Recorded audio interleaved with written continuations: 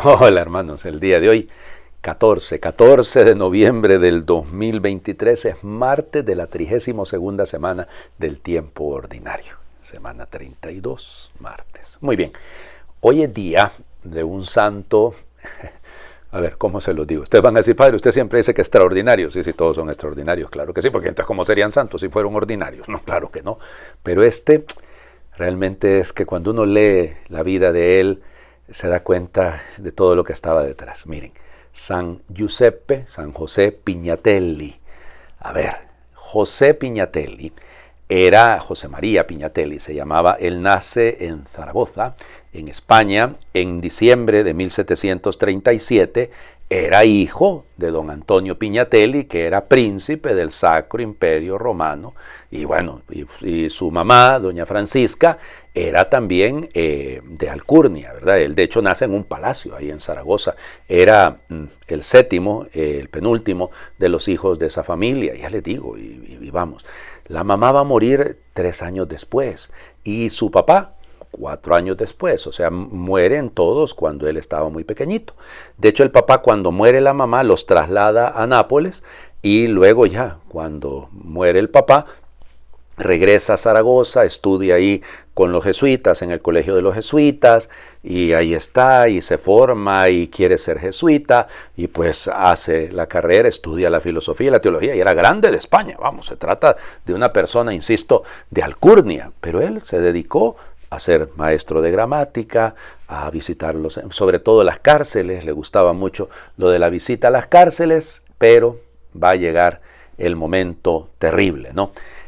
Había ingresado, como les digo, en la Compañía de Jesús en 1757 y él había sido ordenado en 1762. Y resulta que aquel nefasto abril de 1767, la Compañía de Jesús fue expulsada, todos los jesuitas fueron expulsados de España.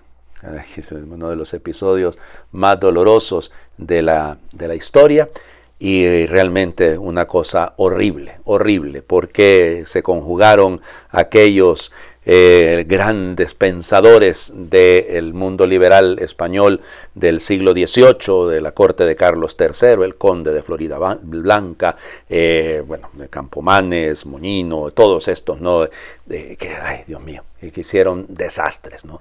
Y consiguen que finalmente los jesuitas el 3 de abril de 1767 sean expulsados de España. Él, siendo un joven sacerdote, tenía 5 años de sacerdocio, pues su superior lo encarga a él, dado que el superior era muy mayor. Cuando llegan a Tarragona, antes de partir, en Tarragona también le encomienda, el superior le encomienda a los jesuitas. Entonces imagínense ustedes, fueron expulsados, lo llevaron, no los dejaron entrar en Civitavecchia, tampoco en Córcega. Bueno, es un desastre, anduvieron rebotando por todos lados y la presión de los gobiernos liberales en Europa, comenzando con el Marqués de Pombal allá en Portugal, acusó a los jesuitas de un atentado en contra del rey. Las locuras más grandes. Y luego en Francia fue un desastre porque los acusaron, eso siempre, ¿verdad? Ustedes ya saben que los enemigos de la iglesia van a inventar que los sacerdotes somos de lo peor, ¿verdad? Nos hemos ordenado para hacer las pillerías más grandes sobre la faz de la tierra. Y en fin, pues acusaron falsamente a los jesuitas de una cosa que no tenía ningún sentido, de una malversación de fondos y no sé qué cuento. Y bueno, y hagan de cuenta que poco a poco pues se va a llegar a presionar al Papa, al punto que el Papa se va a ver obligado, Clemente XIII, porque si no se iban a suprimir todas las órdenes y todas las congregaciones, a proclamar aquel desgraciado documento que será la Dominus Ac Redentor, la presión fue sobre Clemente XIII, pero quien termina haciéndolo es Clemente XIV, ¿no? En 1773, aquel 21 de julio de 1773, Dominus Ac Redentor Noster, se llamaba aquella bula por la que quedaban suprimidos los jesuitas. Desapareció la Compañía de Jesús y entonces, de la noche a la mañana, 23,000 jesuitas quedaban reducidos a nada. Evidente, los sacerdotes siguieron siendo sacerdotes, pero el resto, los hermanos y los estudiantes, todos volvían a ser laicos. En Rusia, la zarina, en ese momento, ella no lo va a permitir, ella va a dejar que los jesuitas todavía queden viviendo ahí, Catalina la Grande, ¿no? Sobre todo en lo que se llamaba la Rusia Blanca, Bielorrusia.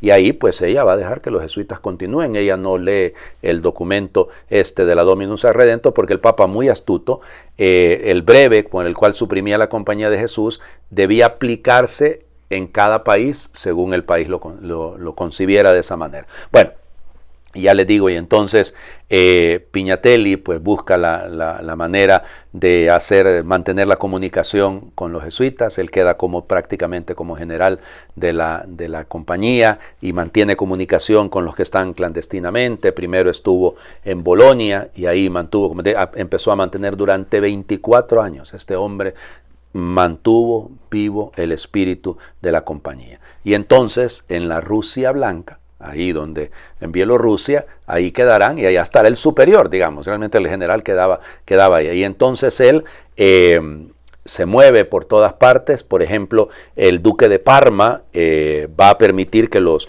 jesuitas lleguen ahí, y va a llegar el primer grupo en 1793, ahí va a irse a sumar también Pignatelli.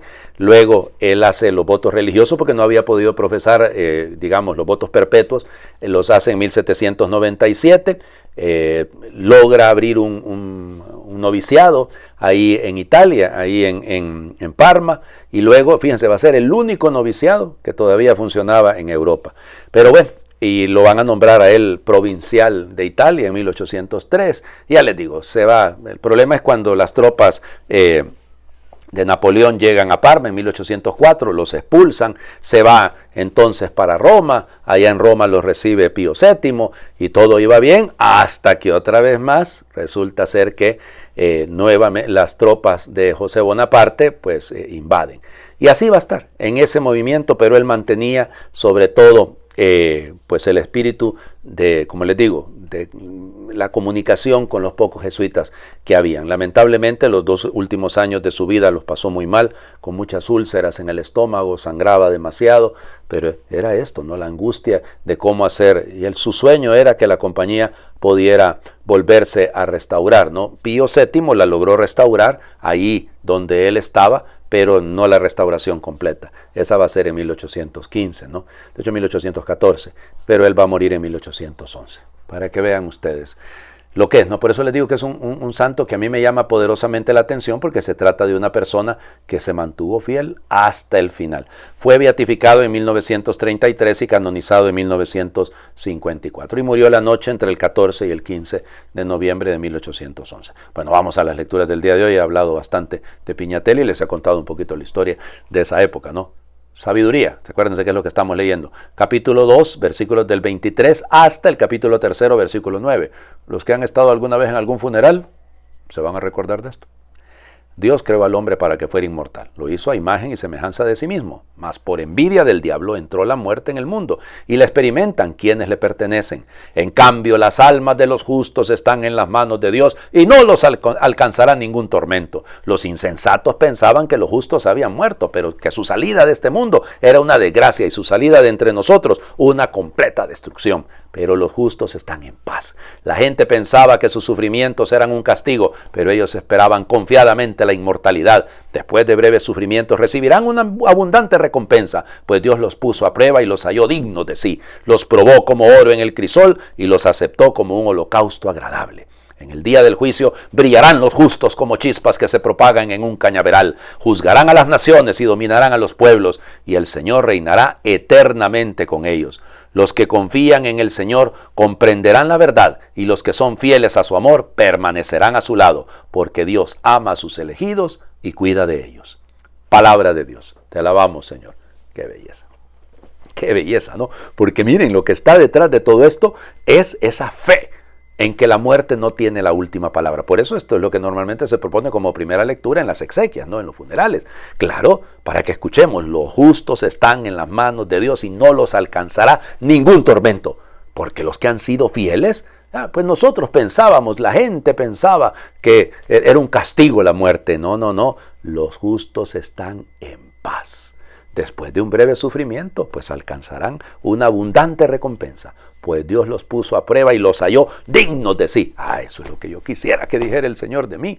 Eres digno de mí, hijo querido, ven y goza de la presencia junto a mí. Bueno, eso se trata. Los probó como oro en el crisol. Y nosotros a la primera prueba, ya no quiero seguir adelante. El día del juicio brillarán los justos como chispas en un cañaveral que se propaga. Qué cosa más linda, ¿verdad? Es que esa es la esperanza, hombre. Los que confían en el Señor comprenderán la verdad. Y los que son fieles a su amor permanecerán a su lado. Qué bonito si se dijera de cada uno de nosotros eso. Tú eres fiel a mí, dirá el Señor. Quédate a mi lado. Dios mío, imagínense ustedes. Ese es el proyecto. Dios ama a sus elegidos y cuida de ellos. ¿Qué más ocupa usted? Dígame, si esta no es la esperanza. El Evangelio, una parábola interesante. Lucas capítulo 17, versículos del 7 al 10. En aquel tiempo Jesús dijo a sus apóstoles: ¿Quién de ustedes, si tiene un siervo que labra la tierra o pastorea los rebaños, le dice cuando éste regresa del campo: entra enseguida y ponte a comer? ¿No le dirá más bien: prepárame de comer y disponte a servirme para que yo coma y beba, después comerás y beberás tú? ¿Tendrá acaso que mostrarse agradecido con el siervo porque éste cumplió con su obligación? Así también ustedes, cuando hayan cumplido todo lo que se les mandó, digan: no somos más que siervos, solo hemos hecho lo que teníamos que hacer. Palabra del Señor. Gloria a ti, Señor Jesús. El texto precioso queda para la memoria de San José Piñatelli. ¿Qué hizo él? Lo que tenía que hacer. Y lo hizo bien. Era un siervo fiel. Se podrá decir de nosotros esto, este es el problema. Insisto que ese es mi tema. ¿Ya? No hemos hecho más que lo que teníamos que hacer. No somos sino más que siervos inútiles, van a decir alguna traducción, ¿no? No. Somos siervos útiles en las manos del Señor. Hemos hecho lo que Él nos ha pedido. Miren, cada uno de nosotros no debe sentirse por encima de nadie. Todos somos servidores. Todos tenemos que ganarnos a pulso el cielo para que seamos justos, que se propagan como chispas en un cañaveral. Les invito a hacer oración por el tiempo. Señor, ¿merece la pena decir la verdad? ¿Trae cuenta renunciar a caprichos? ¿Tiene sentido ser generoso y compartir? ¿Qué voy a recibir por ser buen cristiano? ¿Qué me vas a dar por seguirte? A veces siento, Señor, que no merece la pena, que es mejor buscar únicamente mi interés, dejar de sentir los problemas de los demás y vivir la vida alegremente, sin renunciar a nada. Así lo siento. Y no me gusta esa sensación. Sé que tú das el 100 o el 1000 por uno, incluso el 100 por 0 o el 1000 por nada, que tú pagas sin saber si vas a recibir algo. Pero a veces no lo siento así, Señor, y te pido que me ayudes a experimentarlo. Señor, ayúdame a comprender y a sentir que amar y servir a los demás es un regalo, que vivir en la verdad es una gracia tuya, que tú haces posible mi esfuerzo y mi renuncia, que seguirte y estar a tu lado es el mejor don, que somos pobres siervos y solo hemos hecho lo que debíamos. Amén. Señor, esté con ustedes y les bendiga a Dios por intercesión de San José Piñatelli, el que es Padre, Hijo y Espíritu Santo, y su bendición descienda, les acompañe siempre. Feliz martes para todos.